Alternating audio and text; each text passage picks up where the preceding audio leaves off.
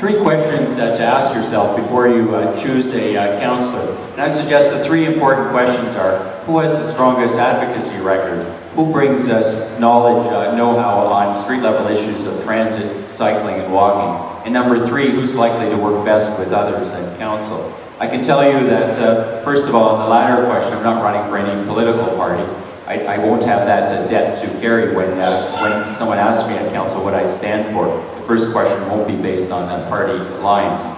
When one of your person cycling through this area was killed at Spadina in the Gardner, 63-year-old fellow on his way to work at St. Michael's Hospital in 2010. We brought together various groups, including the United Senior Citizens, cycling groups, active transportation groups, and went to the coroner's office and asked for a review of that particular and other cycling and pedestrian deaths. I then sat on the coroner's committee as an expert on pedestrian safety. So we then brought, for these groups, there were particular recommendations that were made, and that's the cause that I'm fighting for today to bring to City Hall. I can tell you that intersection hasn't been changed after that 63-year-old man was killed, and there are many things that can be done. Starting, for example, here on Lakeshore, which is called an arterial road, but where children walk and seniors and cyclists ride. The speed limit there is 60 kilometers an hour. I can tell you at 60 kilometers an hour, if you're hit by a car, you will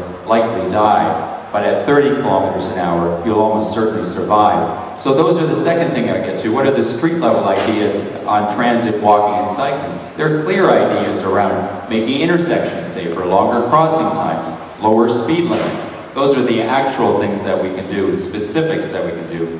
And finally, in terms of my qualifications as an advocate, I've worked in Guatemala for the United Nations. I've worked for many years for the Ministry of Environment. And finally, I've worked on behalf of children who are being denied their right to go to school because of their parents' immigration status. So that's the kind of advocacy skill I bring for the community.